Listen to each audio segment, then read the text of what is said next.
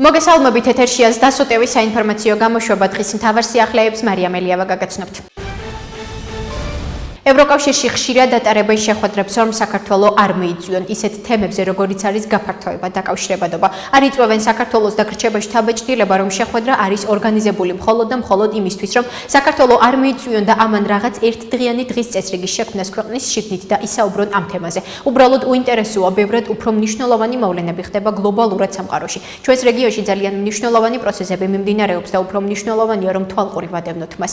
ამის შესახებ საქართველოს ვიცე-პრემიერმა საგარეო საქმეთა მინისტრმა მაკა ბოჭორიშვილმა ჟურნალისტებთან საუბრისას განაცხადა. მინისტრის თქმით, გაფართოების პროცესზე საუბარს მხოლოდ მაშინ ექნება აზრი, თუ მასში თავად კანდიდატი ქვეყნები იქნებიან ჩართული. ეს არის ყოველთვის ორმხრივი პროცესი, ორი მხარის მონაწილეობას გულისხმობს. შესაბამისად, ნებისმიერი საუბარი გაფართოებაზე იმ ქვეყნის გარეშე, რომელსაც ეხება, უბრალოდ აზრს მოკლებულია. თვითონ გადაწყვიტონ, რამდენად აზრიანია და შინაარსიანია ისეთი დისკუსიები, რომელშიც მონაწილეობას არ იღებს მხარე, რომელიც არის უშუალოდ ამ პროცესის მონაწილე, აღნიშნა ვიცე-პრემიერმა.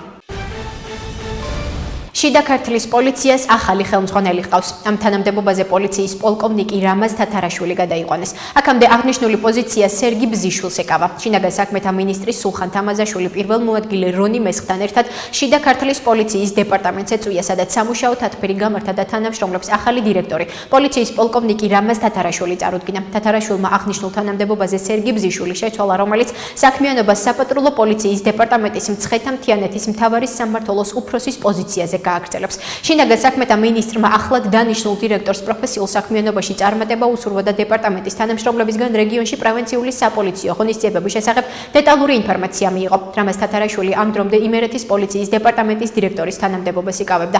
მას შინაგან საქმეთა სამინისტროში ხელმძღვანელ პოზიციებზე მუშაობის მრავალწლიანი გამოცდილება აქვს. ღამის პირველი საათიდან დილის 6 საათამდე სადისტრიბუციო მანქანებს ბას ლაინში დადგომისა და ტვირთის გადმოზიდვის უფლება ექნება. წესები და პირობები, რასაც სადისტრიბუციო მანქანა უნდა აკმაყოფილებდეს, შინაგან საქმეთა მინისტრის ბრძანებით განისაზღვრება. შესაბამისი ინიციატივა ადმინისტრაციულ სამართალდარღვევათა კოდექსში დაგეგმილი ცვლილებების ფარგლებშია ისახა. ინიციატივა ხელს შეუწყობს სადისტრიბუციო ქსელების მიერ ღამის საათებში კონკრეტული საქონლის ქსელებში განთავსებას, რაც ერთის მხრივ ქალაქში საცობების შემცირებისკენ იქნება მიმართული. მეორეს მხრივ გამომდინარე იქიდან, რომ სადისტრიბუციო მანქანები დიდი მოცულობით ივლიან და შესაბამისი ხარჯები შემცირდება, ეს სადისტრიბუციო ხარჯებს შეამცირებს, რაც მათ შორის სურსათის ფასებზე დადებითად აისახება. განაცხადა იურიდიულ საკითხთა კომიტეტის სხდომაზე კომიტეტის თავმჯდომარე არჩილ გორდულაძე. საქართველოს მთავრობის ადმინისტრაციაში რელიგიის საკითხთა სახელმწიფო სააგენტოს თავმჯდომარე ზაზა ბაშაყმაძე საქართველოში წითელი ჯვრის საერთაშორისო კომიტეტის დელეგაციის ახალ ხელმძღვანელ ჯუანა ბარტონს შეხვდა. ამის შესახებ ინფორმაციას რელიგიის საკითხთა სახელმწიფო სააგენტო ავრცელებს. მათი ცნობით, სააგენტოს თავმჯდომარემ სტუმარს საქართველოს სახელმწიფოს რელიგიური პოლიტიკა და რელიგიური განფენილობა, მთავრობის მხრიდან რელიგიური ორგანიზაციებისთვის გაწეული დახმარება და რელიგიის სააგენტოს მიერ განხორციელებული პროექტები გააცნო. წითელი ჯვრის საერთაშორისო კომიტეტის დელეგაციის ხელმძღვანელმა ჯუანა ბარტონმა მადლობა გადაუხადა ზაზა ბაშაყმაძეს მასპინძლობისთვის და რელიგიის სააგენტოსთან ურთიერთობების სურვილი გამოხატა. შეხვედრის დასასრულს სააგენტოს თავმჯდომარემ ჯუანა ბარტონს საჩუქრად რელიგიის სააგენტოს გამოცემები, საქართველოში მოქმედი საკულტო ნაგებობები 2023 წლის მდგომარეობით, თბილისში მოქმედი საკულტო ნაგებობები 2020 წლის მდგომარეობით, ოკუპირებული მემკვიდრეობა და რელიგიები საქართველოში გადასცა, ნათქვამია ინფორმაციაში. გახარია საქართველოსთვის ერთ-ერთი ლიდერი ანა ბუჩუკური ევროპის საბჭოს საპარლამენტო ასამბლეის პრეზიდენტ პეტრა ბაირს შეხვდა. აღნიშნულ ინფორმაციას პოლიტიკოსი სოციალურ ქსელში ავრცელებს. მისი თქმით, საუბარი საქართველოში არსებულ პოლიტიკურ კრიზისს, ადამიანის უფლებათა კრიტიკულად დამძიმებულ მდგომარეობას შეეხო. შეხვდი ევროპის საბჭოს საპარლამენტო ასამბლეის პრეზიდენტ პეტრა ბაირს. ვისაუბრეთ საქართველოში არსებულ პოლიტიკურ კრიზისზე, ადამიანის უფლებათა კრიტიკულად დამამძიმებელ მდგომარეობაზე, ჩვენი პოლიტიკური პარტიის საქმიანობასა და სოცდეკებთან თანამშრომლობაზე, წერს ანა ბუჩუკური. პარტია გახარია საქართველოსთვის წევრ ბელა მოსიას განცხადებით საქართველოში ვიზიტად მყოფ ევროსაბჭოს ადგილობრივ და რეგიონულ ხელისუფლებათა კონგრესის მონიტორინგის მისიის წევრებს შეხვდა.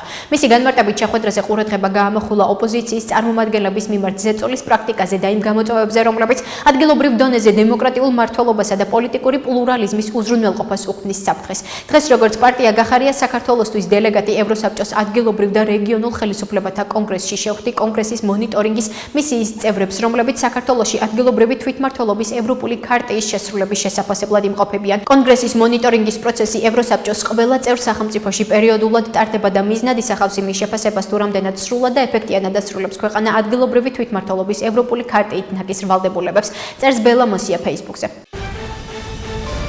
ყველაფერი ივანიშვილის ნებაზეა დამოკიდებული, რომელიც ზოგჯერ ხალხის დასაშინებლად ოდიოზურ პირებს გამოიყვანს ან კულისებში გაიყვანს, რადგან ვიღაცის თვალში სახე შეინარჩუნოს. ამის შესახებ ლელო ძლიერი საქართველოს ერთ-ერთმა ლიდერმა გიორგი სიორიძემ განაცხადა, რითაც საქართველოს გენერალური პროკურორის პირველ მოადგილედ კახა მურადაშვილის დანიშვნას გამოეხმაურა.